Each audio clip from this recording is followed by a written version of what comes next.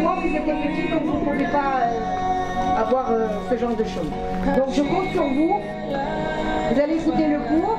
Vous allez voir, c'est magnifique. Donc vous me le raconterez après, d'accord? Merci.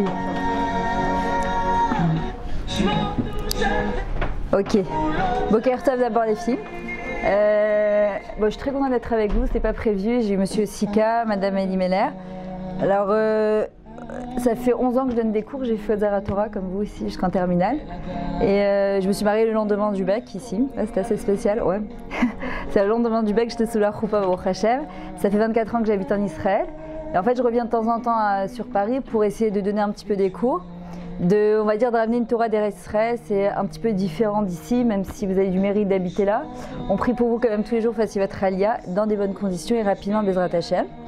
Et ce que j'essaye de faire, ce que je dis à Madame Elie Meller, c'est de donner des cours avec un petit peu de fraîcheur, j'aime bien faire passer les cours en musique aussi, pour essayer de vivre un petit peu la Torah et pas de l'avoir comme quelque chose comme des maths ou de la philo, mais plutôt vraiment de comprendre que c'est quelque chose d'intérieur à nous. Ça, c'est bon, vous m'entendez? Vous voulez que j'éteigne? Vous voulez Non, ça va? J'ai mis une petite musique de fond sympathique. Ouais, bon. Ok. Alors, j'ai beaucoup hésité sur quoi j'allais vous parler, mais il y a 3 choses que j'aurais voulu vraiment aborder avec vous.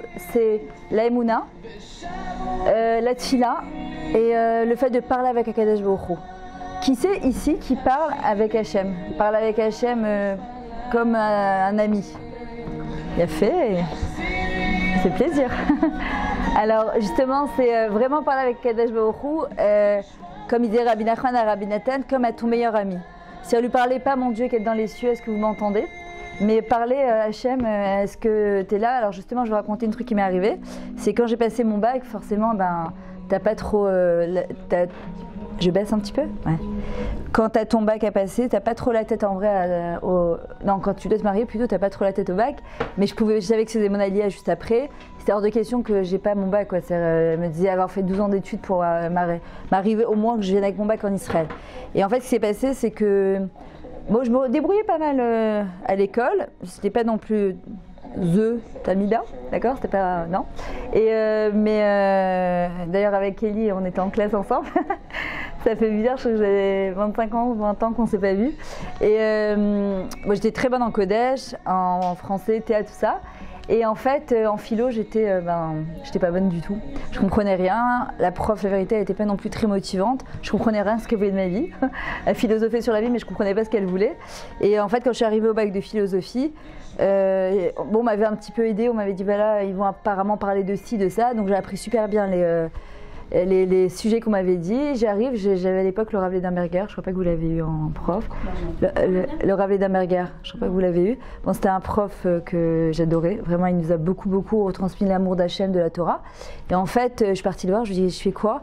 Il m'a dit, en philosophie, il faut toujours parler de justice, de vérité et de... Je sais plus de quoi, il y avait encore un autre truc. Donc j'arrive devant le bac de philo, et là je comprends rien. C'est du chinois, j'essaye de comprendre ce qui a marqué, mais je comprends rien. Et qu'on appelle ça. Et je dis à Kadesh Baruch Hu, là c'est pas possible, quoi, il faut que tu m'aides parce que j'ai fait ma Ishtadlut, j'ai appris, vous savez ce que c'est la Ishtadlut? Voilà. C'est faire un minimum d'efforts. Et après, bon, le résultat il est entre les mains d'Akadosh Baruch Hu. Minimum d'efforts, c'est pas tu ouvres une feuille, tu fermes et tu dis non, c'est tu fais tes efforts, mais en sachant que le résultat, il est vraiment pas entre tes mains. Et là, j'ai dit à Hachem, écoute, j'ai fait ce que je pouvais. Franchement, c'est plus important de se marier que de passer son bac de philo. Mais tu peux pas le laisser au bac de philo. Vraiment, je comprenais rien, quoi. C'était du chinois pour moi. Et à ce moment-là, je marche ce que j'avais appris. J'ai fait une Macbouba de tout ce que je savais. J'ai fait un traloup pas possible. Et quand je suis partie chercher les résultats du bac, donc j'avais déjà la tête couverte, j'étais avec mon mari, il ouvre l'examen, il me dit « Qu'est-ce que ça raconte en philosophie ?» Je dis « Pourquoi ?» Il me dit « T'as eu 16 ?» C'est-à-dire que toute l'année, j'avais un demi, je comprenais rien. Et là, je relis mon brouillon, je peux vous dire que c'est Hachem qui a écrit, c'est pas moi. Il m'a envoyé un malard qui a écrit parce que c'était trop bien écrit, ça pouvait pas être moi qui avais écrit un truc pareil.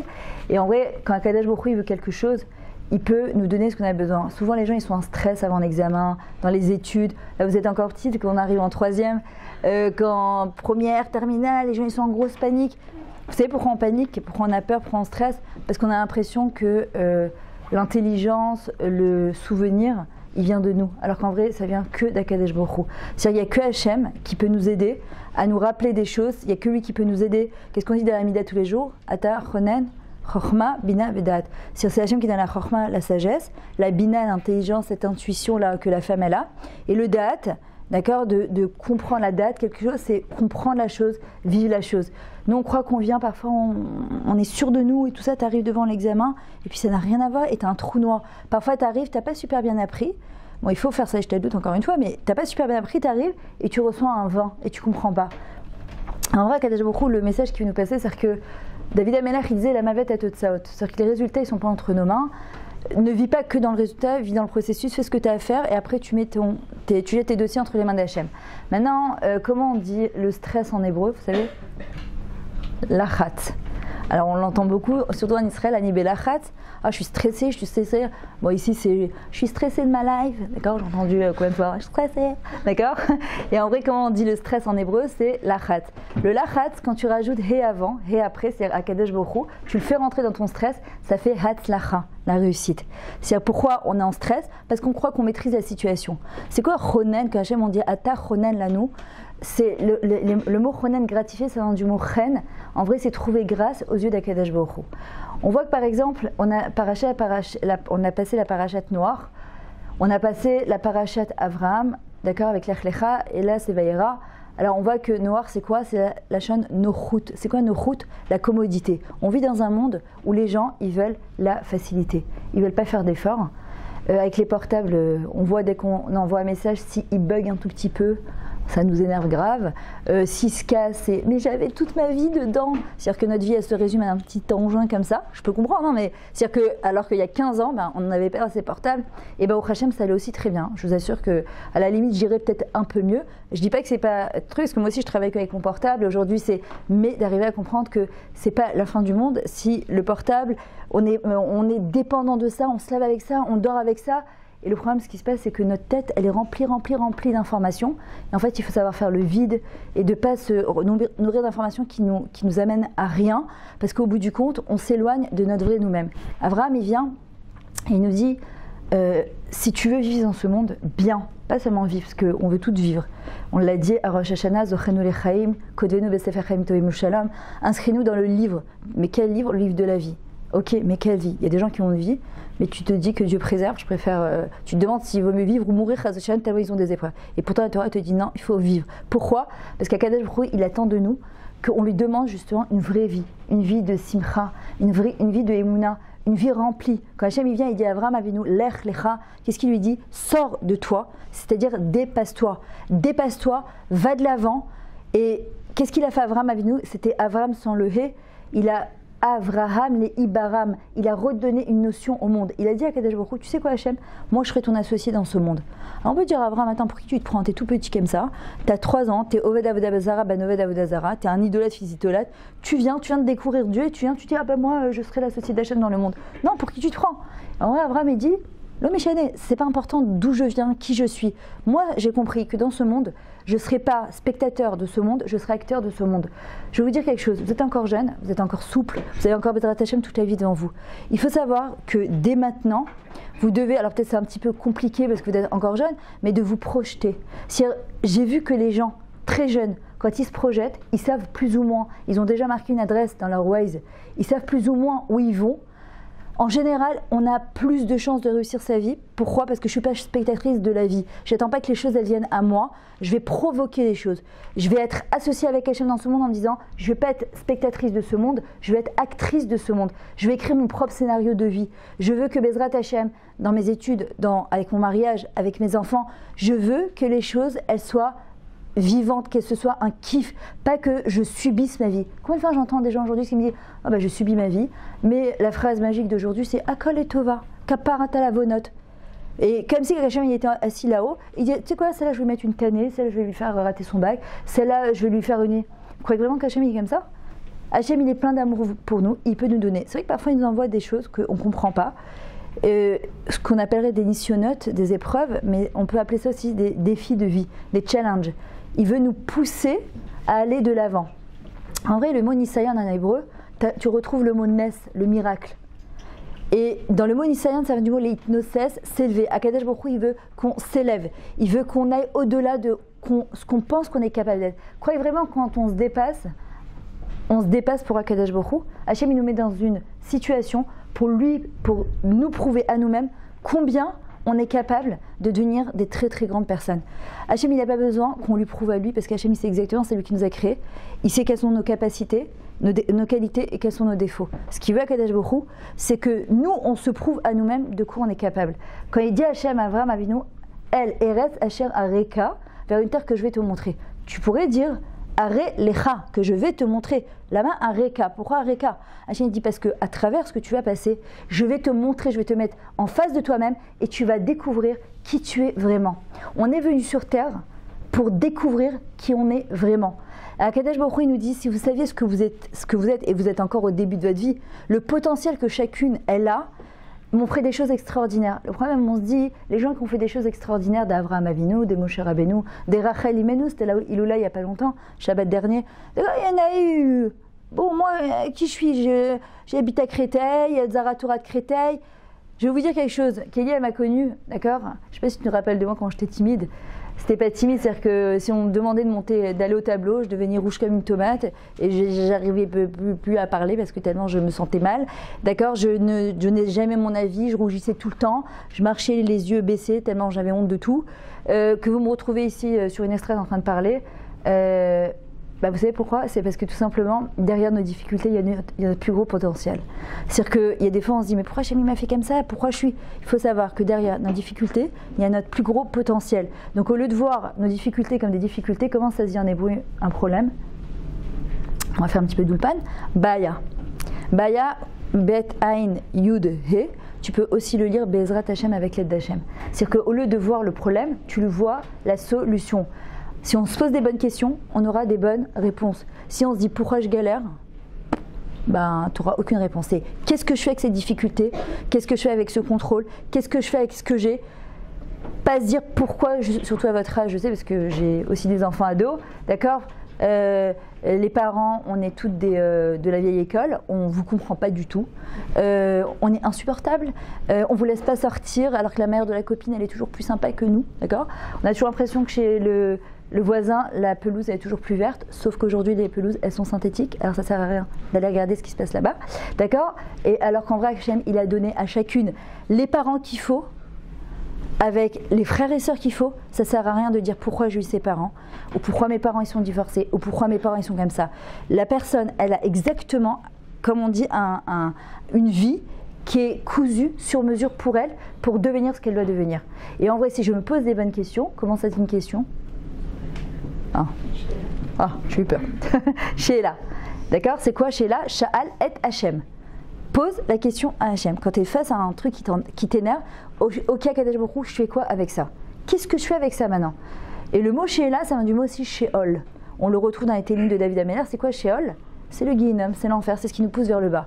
Si on se pose des bonnes questions, on aura des bonnes réponses. Comment je vais réussir ma vie? Comment je vais devenir la meilleure version de moi-même?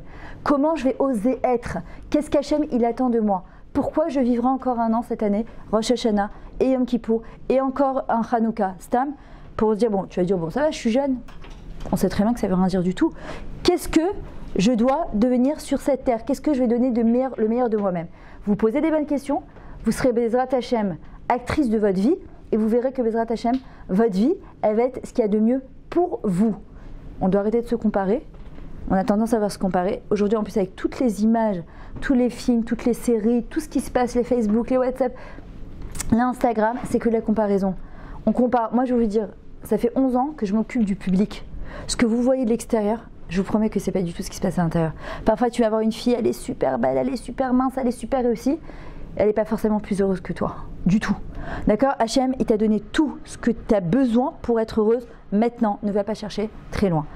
Maintenant, quand on s'adresse à la Kadosh Baruch Hu, on doit arriver à comprendre aussi devant qui on se dit. Rabbi Elimelech Meizlinsk, il disait Atzor les Rega, devant qui tu te trouves? Arrête-toi une seconde. Devant qui tu te trouves? Devant le maître du monde. On se trouve devant le maître du monde. On n'a pas l'impression qu'on est devant un Kadosh Baruch Hu. Là, on a l'habitude, depuis que vous êtes petite, j'imagine que vous arrivez à l'école, on vous fait faire Birkot HaShachar, voilà, Birkot HaShachar, la Mida, Shema. Et en vrai, bon, à la limite, moi aussi depuis que je suis née, je fais ça, la même chose. Mais à la limite, presque à un moment, on jette des mots un petit peu. C'est pas, on n'est pas imprégné de la tfila.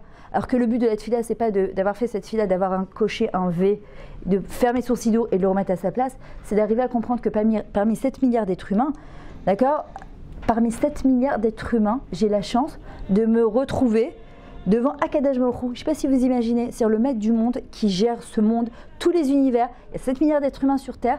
Qui je suis moi, Bichel, pour venir me trouver devant Hachem, de Adonai, Sefata et Tiftar, puis Ofi Agita Techa, d'ouvrir ma bouche et pouvoir demander ce que j'ai envie à Akadosh Baruch Hu. Pourquoi parfois on ne fait pas des tfilotes qui sont hyper puissantes? Vous savez pourquoi? Parce que parfois quand on fait des avérotes, on se dit « Ah mais moi je ne suis pas Avraham Avinu, moi je ne suis pas Rachel Imenu. Je suis rien du tout, je suis Meram Etoudi, j'habite à Bétar, en Israël. Qui je suis ?» Hachem il dit « Qui tu es? T'es ma fille. Banim kulchem lachem lokechem. » C'est pas important d'où je viens, qui je suis. On est tous les enfants d'Akadosh Baruch Hu. Il a besoin de notre fila. Une vraie tfila, c'est d'être convaincu pour être convaincante. Vous savez ce qu'il nous dit Akadosh Baruch Hu? Nitzruli banai. Je veux que quand vous veniez faire votre fila, vous soyez tellement convaincus que je vais vous aider, que je vais pouvoir vous aider. Parfois on prie, on a jeté une petite fila, et voilà, on n'a pas l'impression que. On apprend de David Ameller comment se lier à Akadosh Baruch Hu. Allez, lâchez un petit peu. Allez.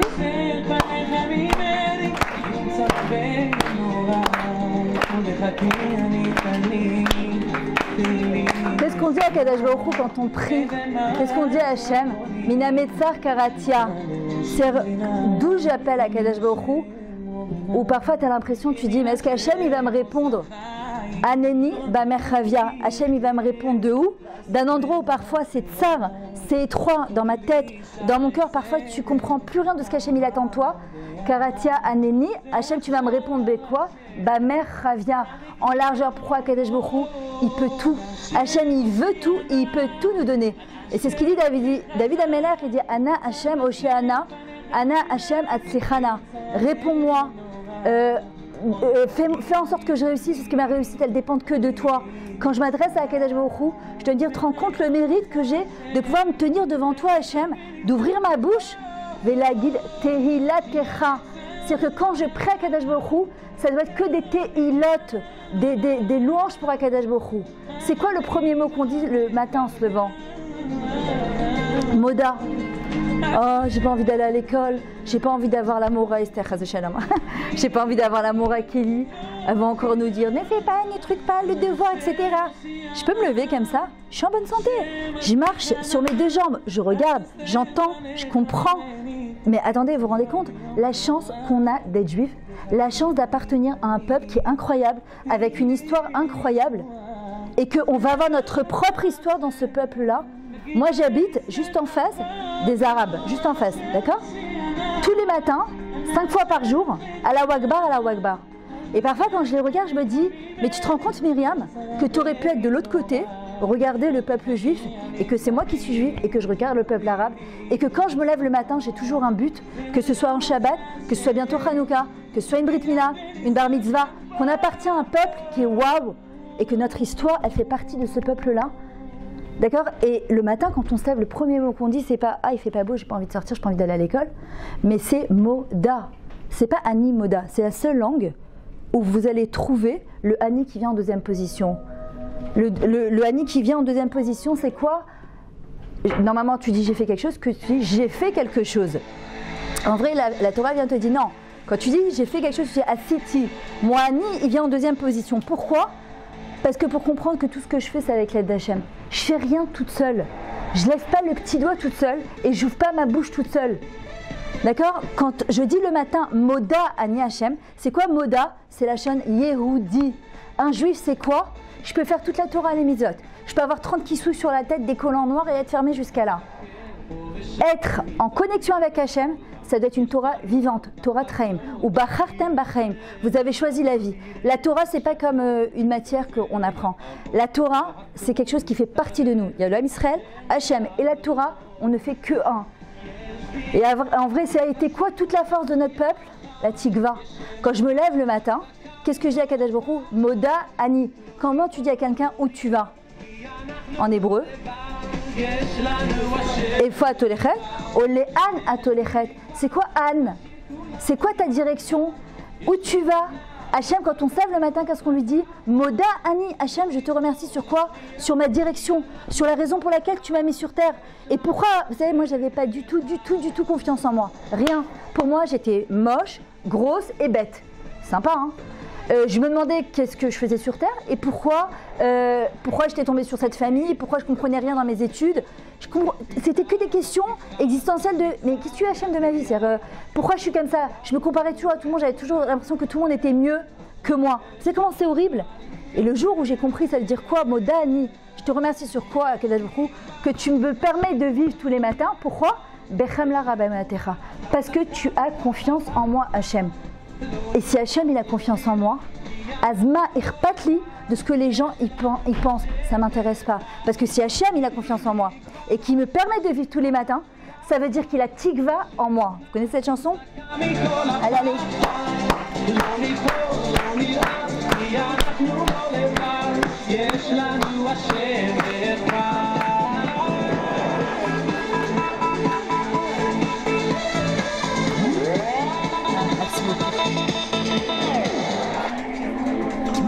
Quelle heure?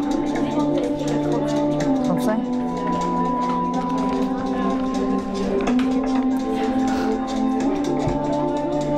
C'est quoi la tikva? Que Akadosh Baruch Hu, il a tikva en nous. Il a l'espoir en nous. Le Ramchal, il explique, il dit c'est quoi la tikva? Kav, he, c'est se tirer une ligne droite entre nous et Akadosh Baruch Hu. Ça veut dire que ce qui me relie à Hachem, cet espoir profond que Hachem, il peut tout. C'est se répéter toute la journée, Hachem, il peut tout. D'accord? On a un peuple, qu'est-ce qui a fait qu'on tient jusqu'à aujourd'hui? La tikva. J'ai vécu 4 guerres en Israël. Et je peux vous dire que quand tu viens en Israël et que tu vis 4 guerres en Israël, la seule chose qui peut t'aider à ne pas avoir peur, c'est de te raccrocher à Kadesh Baruch Hu. Et partout dans la vie, parce qu'en vrai, il y a la guerre concrète avec les Arabes, mais il y a la guerre avec notre propre Yetzara aussi. Il y a la guerre avec notre propre nous-mêmes. Je vais vous raconter un truc qui m'est arrivé hier. J'étais dans l'avion, donc je venais d'Israël. Donc j'ai pris Elal. Maintenant, normalement, les repas qu'ils donnent, ils sont cachers. Bien cachers, c'est toujours badat, la méadrine. Et moi, ça fait 24 ans que je ne touche pas au khalav qui est pas chamour. Je ne mange pas du khalav pas chamour. Ça fait 24 ans que c'est comme ça. Maintenant, j'arrive, je reçois le repas et je viens pour manger. Le dernier truc, c'était une barre de chocolat. Et d'un coup, je regarde, je me dis, c'est marrant, je ne l'ai jamais vu en la madrine, celle-là en Israël. Et je regarde, le ochlech avkat khalav nochi. C'est-à-dire que c'est du, je sais pas,